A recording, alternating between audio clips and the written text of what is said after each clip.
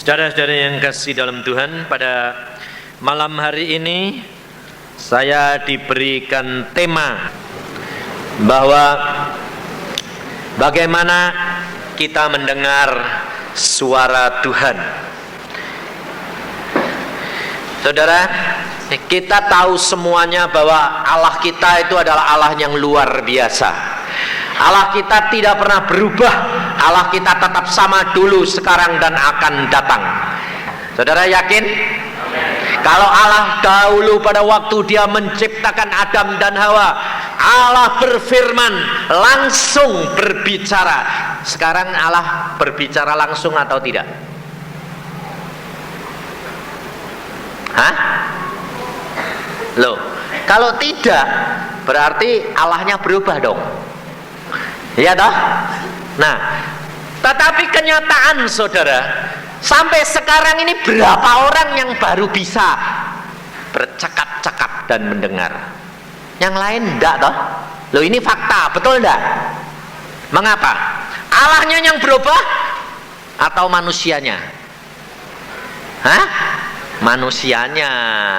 Sebab saudara enggak berani mengatakan Allah berubah, berani? Tidak berani, pasti tidak berani. Maka dari itu saudara, kita perhatikan, mengapa manusia ini berubah? Karena jatuh dalam dosa. Tetapi Yesus kembali untuk mengembalikan manusia kepada status yang mula-mula. Nah, ini masalahnya saudara, bisa kembali apa enggak? Tergantung kamu. Jadi kalau saya dikasih judul bagaimana mendengar suara Allah, lah bagaimana? Wong itu tergantung kamu. Lah kalau kamunya ndak mau, ya ndak bisa. Betul ndak? Karena apa? Karena ndak mau hidup. Maunya apa? Enak tidur. Orang tidur bisa diajak ngomong ndak? Hah? Tuh. Orang tidur bisa diajak ngomong enggak?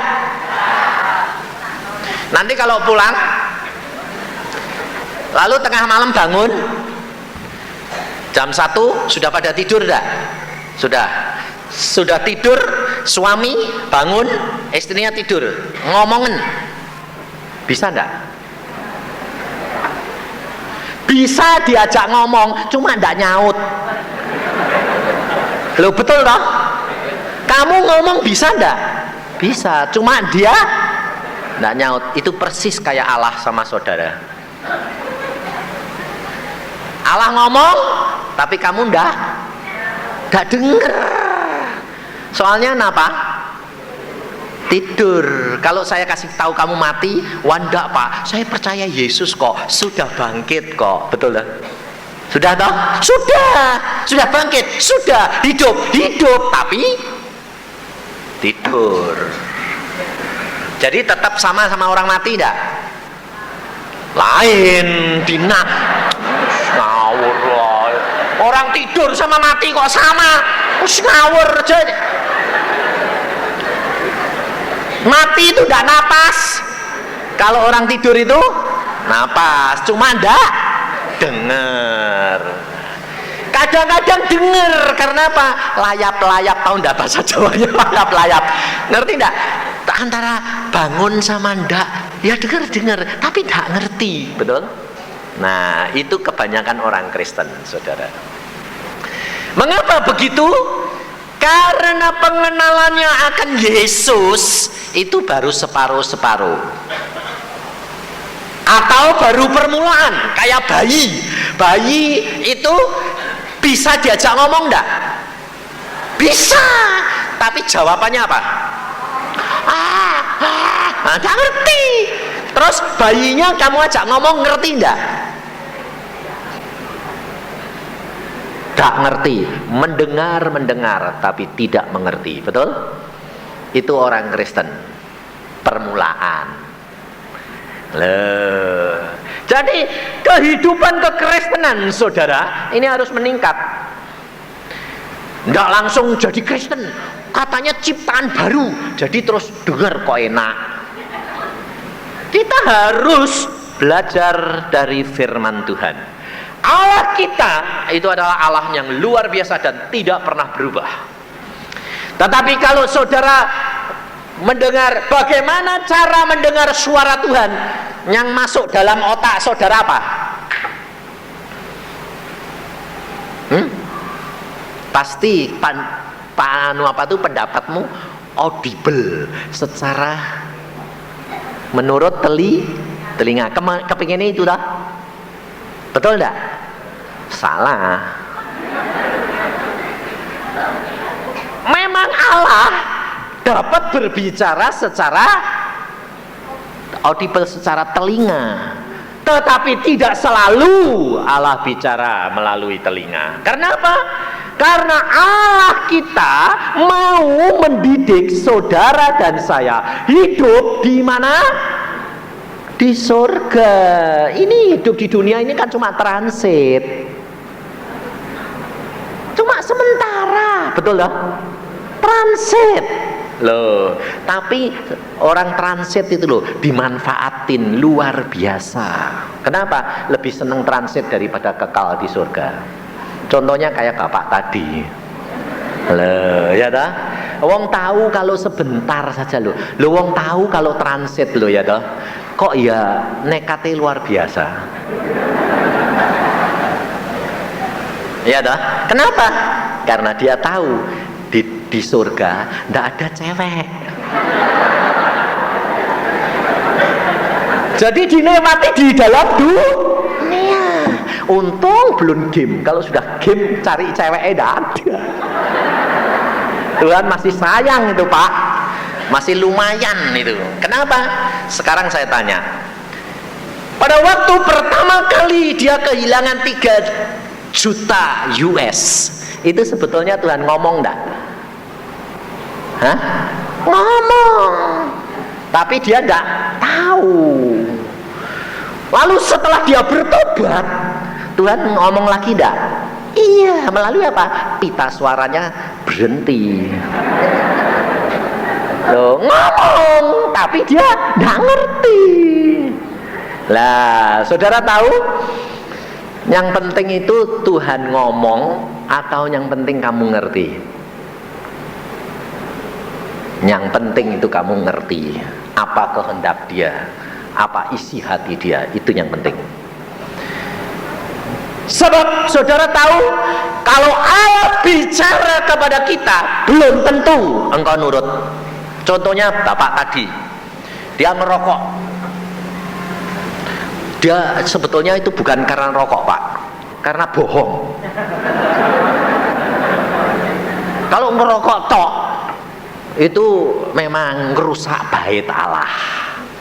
Saudara tidak diperbolehkan karena harus pelihara bait Allah. Tapi dosa yang paling berat itu bukan rokoknya, bohongnya itu loh. Karena bohong itu kan ngomong toh, rapat mama.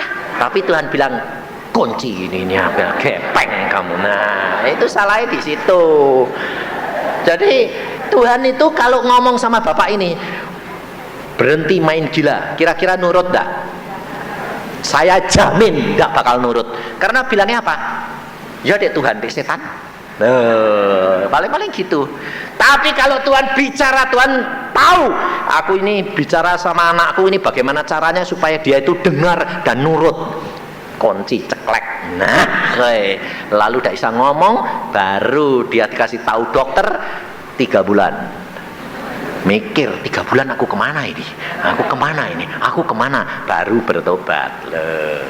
Saudara tahu Allah kita itu luar biasa. Memang Allah dapat berbicara dengan cara macam-macam. Yang pertama, Allah berbicara kepada kita dari permulaan manusia diciptakan, audible, telinga, bicara muka dengan muka. Kita lihat di dalam Kejadian pasal yang pertama. Di dalam Kejadian pasal yang pertama, ayat yang ke-28. Allah memberkati mereka, lalu Allah berfirman kepada mereka, Perhatikan, Allah berfirman, beranak cuculah dan bertambah banyak, penuhilah bumi dan taklukkanlah itu, berkuasalah atas ikan-ikan di laut dan burung-burung di udara dan atas segala binatang yang merayap di bumi. Perhatiin saudara, Allah menciptakan Adam dan Hawa pertama kali. Setelah itu Allah berkata, Allah berfirman, Allah bercakap-cakap muka dengan muka. Dan pada waktu Adam dan Hawa sudah jatuh dalam dosa sekalipun, coba kita lihat di dalam Kejadian pasal yang ketiga ayat 9. Tetapi Tuhan Allah memanggil manusia itu dan berfirman kepadanya, di manakah engkau? Bercakap-cakap muka dengan muka. Manusia yang pertama Allah menciptakan adalah bergaul erat dengan Allahnya. Kalau saudara dan saya sudah menjadi satu ciptaan yang baru, kalau saudara dan saya mengenal akan Allahmu, engkau akan diproses dan dikembalikan ke dalam satu situasi kondisi yang sama seperti Adam dan Hawa. Saudara perhatikan, Henokh dia bergaul erat dengan Allah. Hilang enggak? Kemana dia? Diangkat Allah dan tinggal bersama dengan dia. Saudara tahu? Rahasianya, saudara dan saya harus bergaul erat dengan Yesus. Tanpa melalui Yesus, saudara tidak akan dapat mengenal Allah secara pribadi. Maka dari itu saudara, pelajari firman Tuhan. Saya dari kecil Tuhan berkata, baca Alkitab nak. Saya bilang, Tuhan baca Alkitab tidak ngerti. Tidak apa-apa, baca saja.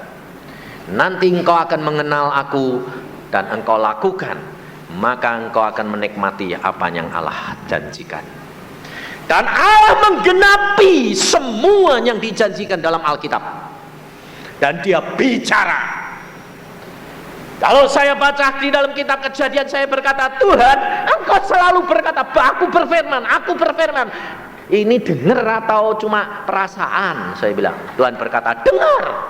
Oh, kalau gitu aku mengalami dong. Tuhan berkata, oke, bayar. Bayar apa? Nurut firman, baca firman, lakukan. Sampai pada waktunya aku bicara. Bicara sungguhan. Audible, ngomong. Sampai saya bilang, ngomong ya, memang ngomong luar biasa Allahku. Tapi kalau saya cerita sama orang, Tuhan ngomong, sinting.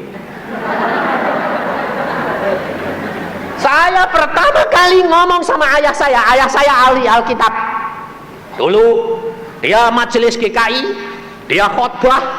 Saya bilang, Papa, Tuhan bicara. Papa bilang, bagaimana bicaranya? Ngomong gini loh. Bahasa apa? Bahasa Indonesia. Kadang-kadang bahasa Jawa kok. Saya bilang, hah? Ngomongnya bahasa Jawa? Iya. Wong saya kalau ngomong doa ya sama Tuhan ya bahasa Jawa. Wong saya kalau baca Alkitab bilang, ini gak ngerti Tuhan. Gini. Masa? Yo gak ngono loh. Kenapa kamu gak percaya? Loh, bahasa Jawa lagi. Sama, saudara tahu. Karena Tuhan menguasai isi dunia ini. Dan pada waktu ayah saya kasih tahu, Tuhan bicara. Dia bilang, tidak mungkin. Alkitab ngomong, itu zaman dulu. Lah, saya bilang, Yesus tidak pernah berubah. Dulu, sekarang, dan akan datang. Ya, tapi mana sampai sekarang tidak ada. Karena tidak menjadi pelaku firman. Lalu saya katakan, Papa, Tuhan ngomong. Ngomong apa? Papa pelit. Lalu Papa bilang, kalau aku tidak pelit, mana bisa kaya? Tuhan berkata, beri perpuluhan. Itu zaman kuno. Kalau engkau Papa tidak memberi perpuluhan, Tuhan bicara sama saya, kau akan diajar Tuhan, dibikin habis. Itu mana bisa. Dalam waktu 3 bulan Tuhan berkata, aku bikin habis. Ludes. Baru dia bilang, kok ludes sungguhan ya. Nah, saudara tahu, Maka dari kecil saya diajar Tuhan untuk terbuka. Kenapa? Setiap apa yang Allah katakan mesti jadi, karena itu firman-Nya ya dan amin. Maka dari itu saudara, kalau engkau mau bergaul karib dengan dia, dengan melalui firman yang engkau baca, engkau kenali, engkau akan mendapatkan kegenapan daripada setiap janjinya Allah. Dan dia berjanji, dia akan bicara kepadamu, dia akan menemui engkau, dan itu digenapinya. Karena saya berani bersaksi, karena saya ngalami. Dari kecil Tuhan sudah banyak bicara. Terutama saya mendidik adik-adik saya. Pada waktu saya berdoa, adik saya nangis karena dia takut tidak lulus. Saya berdoa, Tuhan, kasihani dong adikku Tuhan, supaya dia mengenal Engkau secara pribadi. Bagaimana caranya? Ngomong, kasih tahu, adikmu suruh baca Alkitab, sebab dia lulus. Lulus Tuhan, lulus. Karena dia sekarang ketakutan, suruh baca Alkitab, kasih tahu, baca Alkitab, nanti kamu lulus. Saya cuma nurut, baca Alkitab, sembahyang, nanti kamu lulus. Pasti? Pasti. Kalau enggak, jangan percaya. Allahmu Allah yang luar biasa, sebab Allah bicara sama saya. Lalu dia bilang, ya baca, enggak nangis, baca. Karena apa? Nebus, takut enggak lulus. Setelah pengumuman lulus, kok betul ya? Makanya belajar firman Tuhan, Allah bercakap-cakap. Saudara tahu, malah saya yang ngajari adik saya. Sekarang saya malah kalah sama dia. Kenapa? Adik saya yang di Cirebon seorang notaris. Dia hidupnya kudus, dan dia kalau sembahyang Tuhan bicara audible setiap saat. Saya sewaktu-waktu, enggak setiap saat. Kenapa? Ngomongnya di hati. Kenapa? Karena telinga saya kotor. Sebabnya apa? Saya tanya, Tuhan, kok dia lebih peka? Kok mau ngomong sama dia dalam melalui telinga? Tuhan nunjukin apa saya? Saya punya kuda, dia ya punya kuda. Kuda saya bisa terbang, tapi warnanya abu-abu, agak hitam. Kudanya dia putih mulus. Saya bilang, Tuhan, kenapa kok enggak mau kasih putih? Pikiranmu kotor. Oh, karena apa? Masih mikir cewek. Sama. Jadi jangan kira kalau orang itu sudah kenal Tuhan lalu bisa bersih, belum tentu. Makanya itu saudara, hamba Tuhan juga biasa. Jangan dikira kayak malaikat. Sama. Makanya perempuan-perempuan jangan jadi jerat. Sebab kamu bisa menjadi jerat. Kenapa? Lah kamu pasang segala-gala, roknya ditarik-tarik.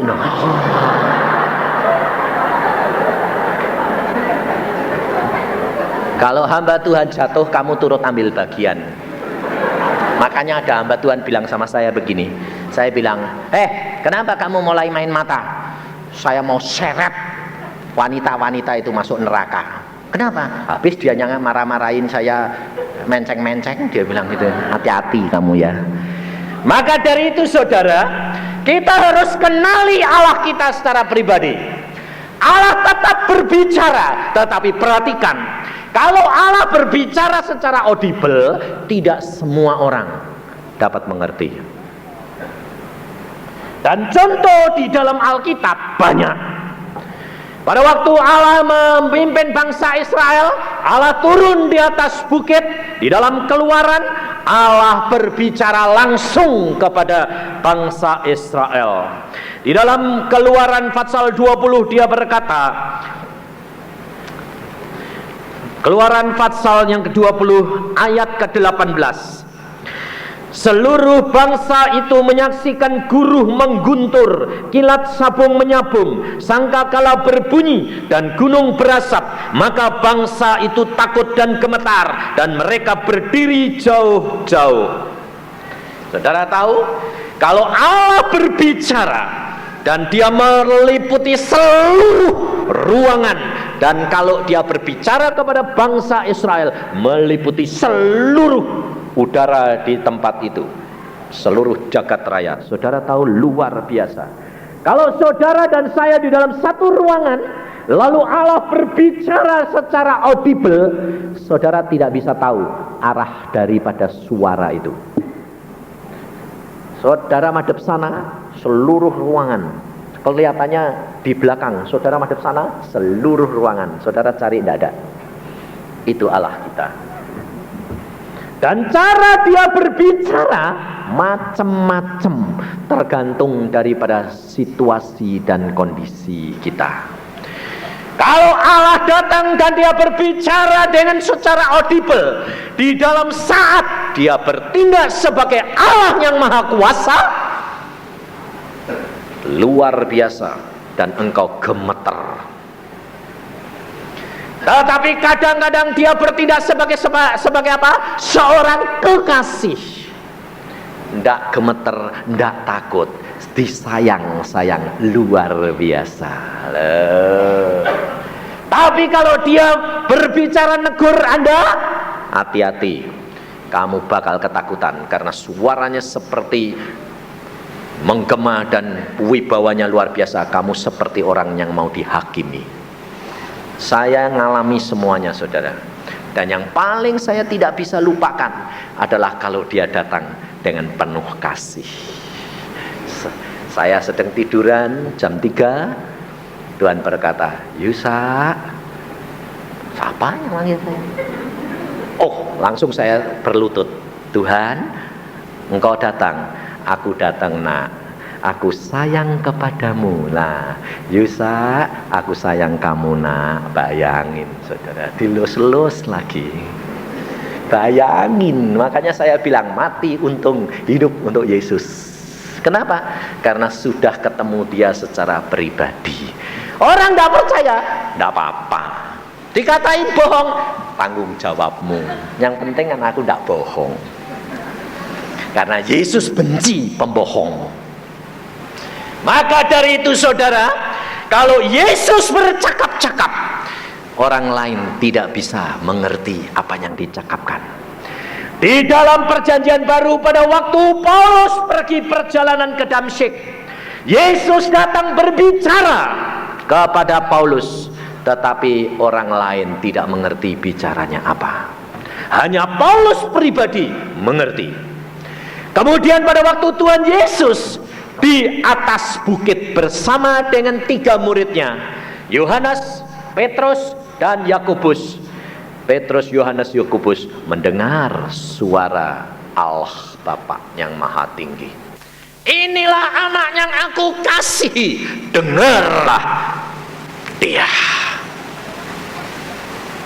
Tetapi pada waktu Tuhan Yesus berteriak kepada Bapaknya, orang lain tidak mendengar dan tidak mengerti. Coba kita lihat di dalam Yohanes pasal yang ke-12.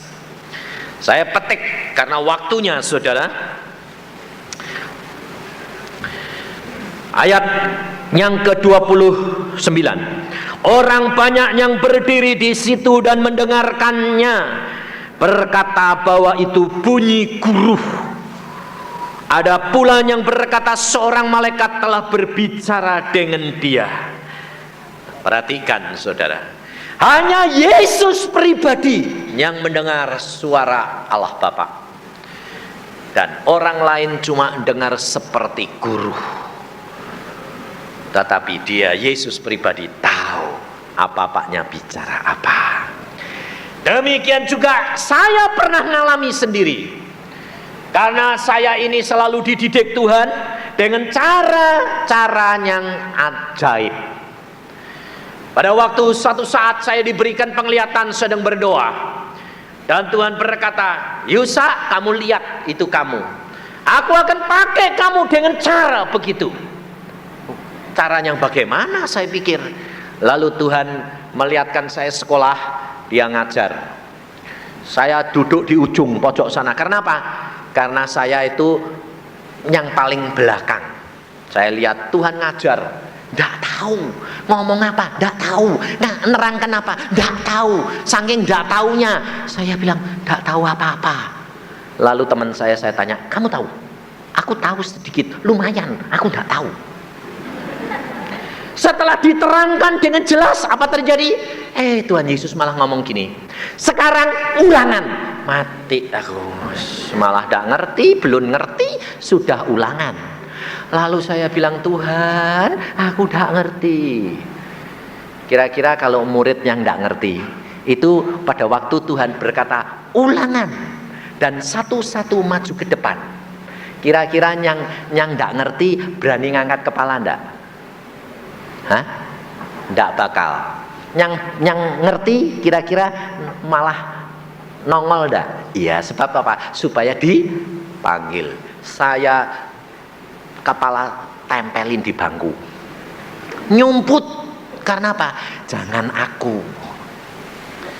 Tapi justru Tuhan berkata, Yusa, kamu. Saya buka, ada Yusa yang lain enggak? Enggak ada. Lalu Tuhan bilang, gak usah tengok kanan kiri, kamu maju. Mateng saya, aduh.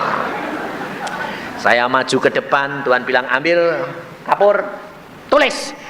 Saya bilang pelan-pelan, gak ngerti. Tulis. Yang ditulis apa? Lalu Tuhan berkata, soalnya bikin dulu. Saya bikin soalnya. Sekarang uraikan, jabarkan. Nah, tak bikin apa? Wong gak ngerti. Wong nulis soal aja nyontoh kok, apalagi. Tapi saudara tahu, Tuhan di situ itu di samping cuma mesem-mesem. Bikin. Murid semua lihat. Saya ya lihat teman-teman saya bikin. Tapi saudara tahu, di samping itu dia mengirim suara halus melalui Roh Kudus. Bicara di telinga saya, tulis 1A B C, tulis huruf demi huruf dikatakan. Lah saya kan tinggal nulis toh. Sampai soal itu selesai, Tuhan manggut-manggut. Pinter, betul, lulus. Lah saya yang bingung toh. Lalu teman-teman, wong kamu bisa gitu kok? Nggak bisa. Lah kamu bikin, bukan aku, Tuhan. Tuhan nggak ngomong kok, cuma mesem-mesem. Ya kamu nggak denger, aku denger. Saudara tahu? Dia membuktikan Allah kita adalah Allah yang luar biasa dan maha kuasa. Maka dari itu orang-orang berkata kepada saya apa? Sombong, tahu bilang tidak tahu. Saya bilang, saya tidak sombong, saya tidak bohong. Saya memang tidak tahu. Kenapa? Karena Tuhan sing ngomong, saya tahu. Kalau Tuhan tidak ngomong, ya tidak tahu. Maka dari itu saudara, kalau engkau tidak mengalami secara pribadi cara bagaimana dia berkuasa, cara bagaimana dia berbicara, engkau tidak akan percaya bahwa Allahmu adalah Allah yang berbicara dan luar biasa. Dia tidak pernah berubah dulu, sekarang, dan selamanya. Tetapi dia mau bicara kepada saudara dan saya kalau dia punya rencana dan punya kehendak dan punya keinginan untuk bicara dengan saudara. Engkau harus tahu, kamu tidak bisa mengatakan bagaimana aku harus supaya bisa mendengar. Akrab dengan dia, kenali dia, seperti kamu sama presiden. Kepengen ngomong sama presiden, kepengen dengar suara presiden, nulis surat dong. Kalau presidennya jawab, oke, kamu datang, boleh bercakap-cakap sama saya, baru saudara dan saya bisa. Kalau presidennya tidak jawab, kamu bisa apa? Mau datang ke istana, diusir gue.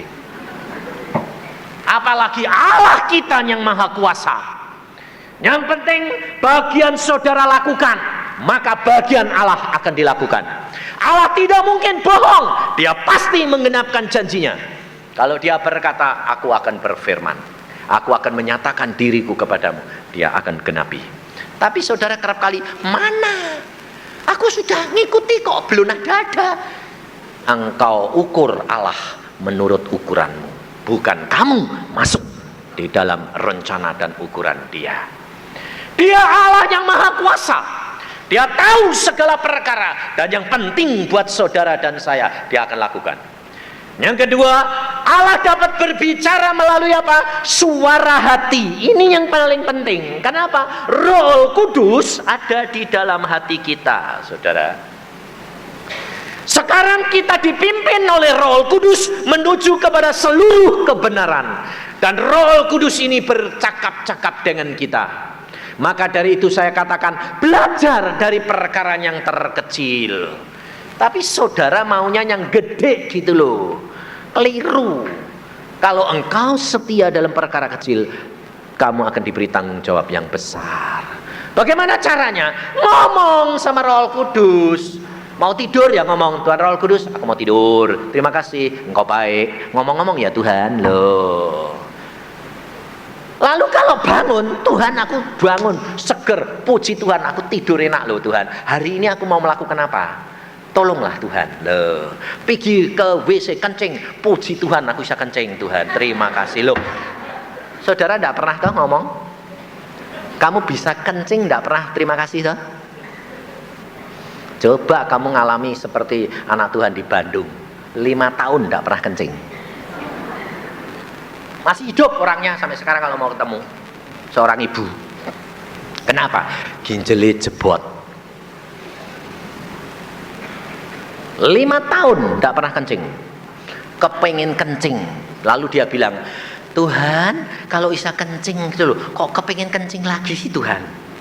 5 tetes keluar, sudah puas katanya. Saudara, segelas tidak pernah mengucap syukur. Maka dari itu saudara, kalau engkau tidak mulai dari perkara yang terkecil, engkau tidak akan diberi tanggung jawab yang besar. Setia dalam segala perkara, lakukan firman. Roh Kudus bagaimana dia berbicara? Dia pertama kali berbicara kepada saudara. Roh Kudus apa? Mengingatkan firman yang sudah engkau baca dan dengar.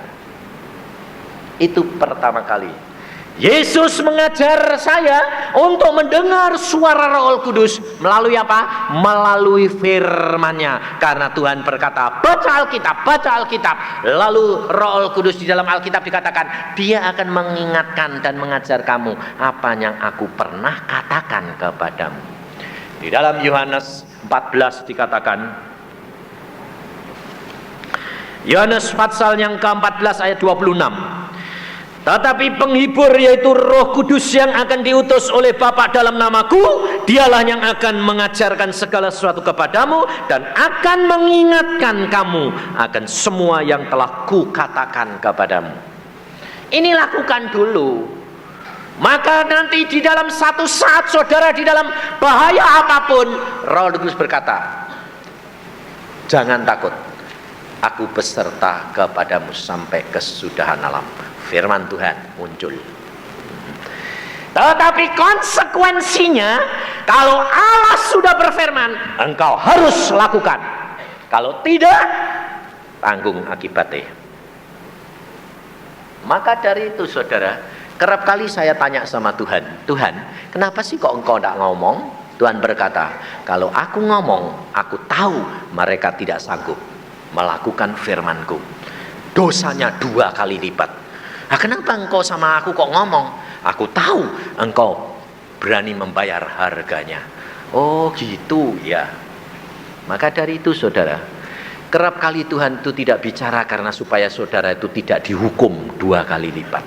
Tapi Allah memberikan peristiwa-peristiwa terjadi dan saudara akan tahu itu teguran Allah, itu bicaranya Allah kepada saudara, supaya saudara nurut seperti Bapak itu tadi. Maka dari itu kita tahu bahwa Allah yang mengatur segala hidup kita, dan kita ini yang penting apa? Masuk di dalam perencanaan Dia. Kalau saudara mau dengar apa yang Dia bicara, masuk di dalam rencananya Allah. Pasti Allah bicara kepada saudara dan saya. Yusuf pada waktu Allah punya rencana dia akan jadi raja, dia diberi mimpi. Allah bicara melalui mimpi. Dan di dalam mimpi Allah berkata, kamu bakal jadi raja. Tapi masuk dalam perencanaanku, jadi budak belian lebih dahulu, jadi orang tawanan lebih dahulu, masuk penjara dulu, baru kamu jadi raja. Kalau Yusuf tidak mau, tidak jadi. Saudara tahu, ini rencana Allah. Maka dari itu saudara, Allah itu bekerja sama mendatangkan kebaikan bagi orang yang mengasihi Dia, yang terpanggil sesuai dengan rencananya Allah. Tugas saudara dan saya masuk di dalam perencanaan Allah, lakukan bagian saudara, Allah mesti menggenapi bagiannya. Saya jamin. Maka banyak orang berkata, Pak, kalau saya ikut Yesus sungguh-sungguh, Allah ngomong. Kalau udah ngomong, jangan jadi orang Kristen, rugi. Saya kalau ngomong belak-belakan, saudara. Tapi yang ngomong orang lain bilang, loh kok sampai sekarang nggak ngomong? Nggak setia kamu. Iya, kadang-kadang Pak. Lah iya, sudah. Allah ya tidak mau kadang-kadang. Tapi kalau yang setia, tiap pagi bangun pagi menyembah, Allah bicara pasti. Sebab apa? Sebab Allah itu tiap pagi mengunjungi anak-anaknya. Alkitab yang ngomong. Di dalam Ayub pasal yang ke-7 ayat 17, Allah selalu mengunjungi anak-anaknya di pagi hari. Apakah gerangan manusia sehingga dia kau anggap agung dan kau perhatikan dan kau datangi setiap pagi? Dan di dalam Yesaya 50 jelas dikatakan supaya saudara dan saya belajar peka. Di sana dikatakan di dalam Yesaya 50 ayat 4, Tuhan Allah telah memberikan kepadaku lidah seorang murid, supaya dengan perkataan aku dapat memberi semangat baru kepada orang yang letih lesu. Setiap pagi ia mempertajam pendengaranku untuk mendengar seperti seorang murid. Jadi kalau saudara tidak mau melakukan, kapan telingamu jadi tajam? Kapan saudara peka terhadap suaranya Allah? Tidak mungkin. Dan ini saya saksikan, saya lakukan 25 tahun yang lalu. Tuhan berkata, bangun pagi, sembahyang, telingamu supaya tambah peka. Oke, setiap jam 5 tap, saya menghadap Tuhan. Kalau telat semenit saja dulu, saudara tahu, kecewanya luar biasa. Pada waktu saya di Pulau Batam sama istri saya, tidurnya kemalaman, ngobrol terus kemalaman. Lalu bangun-bangun jam 5 lebih 10 menit. Waktu saya bangun, aduh Tuhan telat. Istri saya bilang, aduh Tuhan ampuni kok telat. Lalu kita sembahyang minta ampun. Tuhan bilang apa? Yusa, kasihmu sudah mulai kurang. Loh, kurangnya di mana? Tidak setia. Kenapa kamu terlambat? Setahun tidak terlambat sekali. Satu kali telat saja Tuhan bilang, setiamu sudah mulai kurang. Saudara telat berapa kali? Waktu itu saya minta ampun, menangis di hadapan Dia. Dan saya berkata, Tuhan, aku tidak mau kehilangan Engkau. Aku tahu Engkau mengasihi aku. Aku yang kurang setia, Tuhan. Dan Tuhan berkata, tunjukkan setiamu. Oke. 2 minggu saya tidak mau jam 5 tepat. Jam 5 kurang seperempat bangun sembahyang. Aku tidak mau engkau nunggu aku nunggu kau.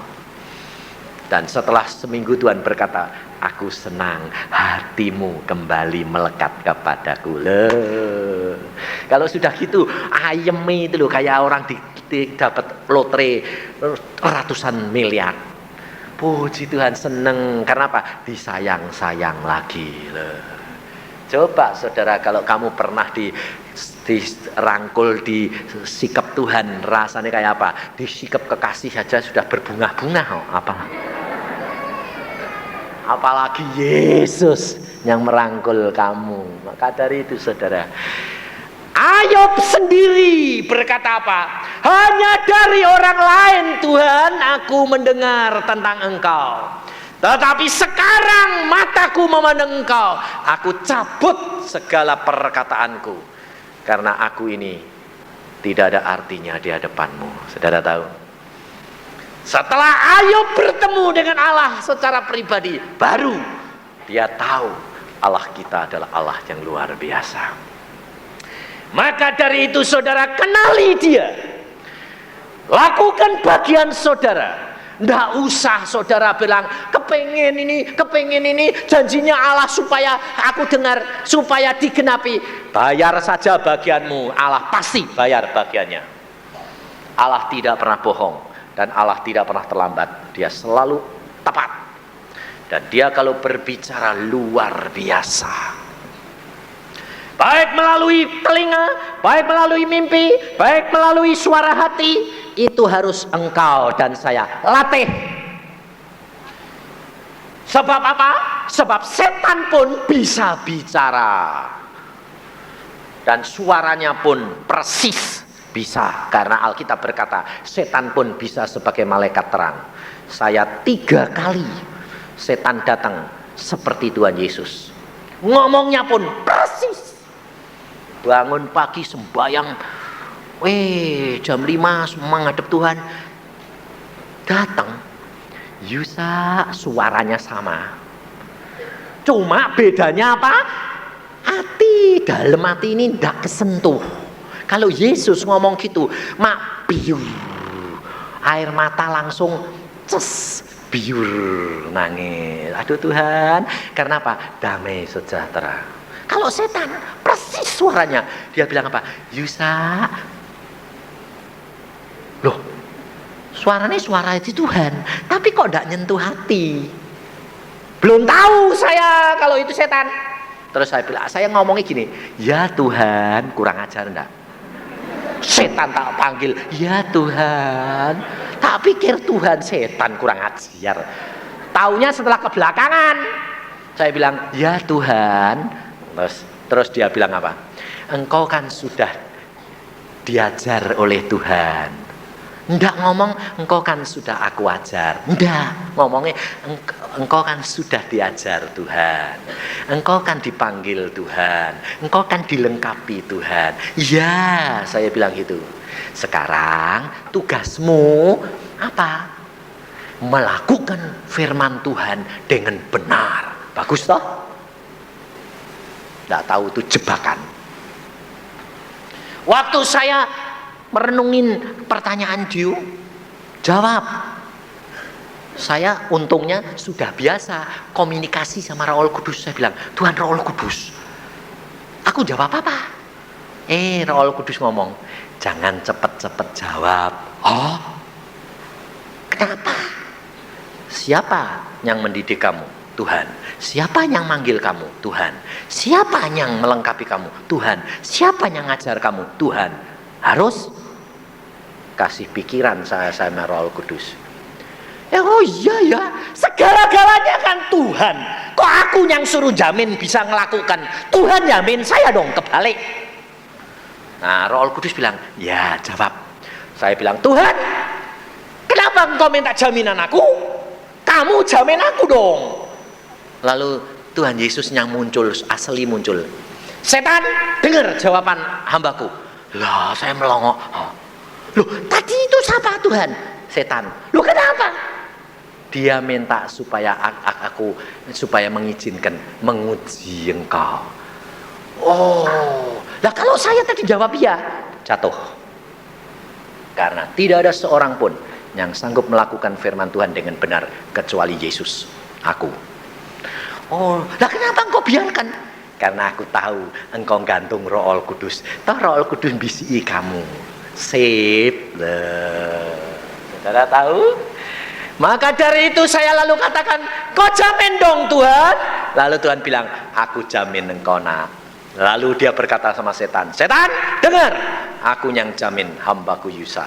Dan kamu tidak boleh ganggu dia. Makanya apa? Sip. Saudara tahu?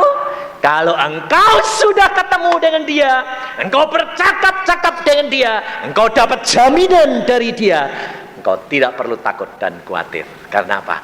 Dia segala-galanya bagi engkau dan saya. Ini hidup kekristenan, saudara. Yang penting buat saudara dan saya, lakukan bagianmu. Apa yang Yesus katakan, lakukan. Maka Yesus akan menggenapi bagian Yesus dan seluruh isi Alkitab akan digenapi. Dalam nama Tuhan Yesus kamu ikat, usir maka kalau itu setan yang ngomong, mencelat. Kalau Tuhan Roh Kudus, ada damai, sejahtera, dan berkata, ini aku pribadi, jangan takut. Lalu dia memberikan firman Tuhan dan memberikan damai, sejahtera. Lakukan, maka engkau akan melihat buah yang luar biasa. Karena firman Tuhan itu ya dan amin. Mari kita berdoa. Tuhan, firman-Mu sudah hamba sampaikan, dan anak-anak-Mu sudah mendengar. Memang Tuhan, perkara firman-Mu ini, perkara cara mendengar bagaimanapun, waktunya amat panjang untuk berbicara dan tidak pernah selesai. Tetapi hamba-Mu berhenti bicara, tetapi Engkau Tuhan Roh Kudus, Engkau sendiri yang akan menjamin dan akan mengajar dan akan memimpin anak-anak-Mu menuju kepada seluruh kebenaran. Maka dari itu Tuhan, hamba minta pada saat ini, saudara, kalau engkau yakin dan engkau sudah mendengar ini dan kamu rindu, angkat tanganmu, katakan kepada dia, ini aku Tuhan, dan aku rindu bergaul akrab dengan engkau.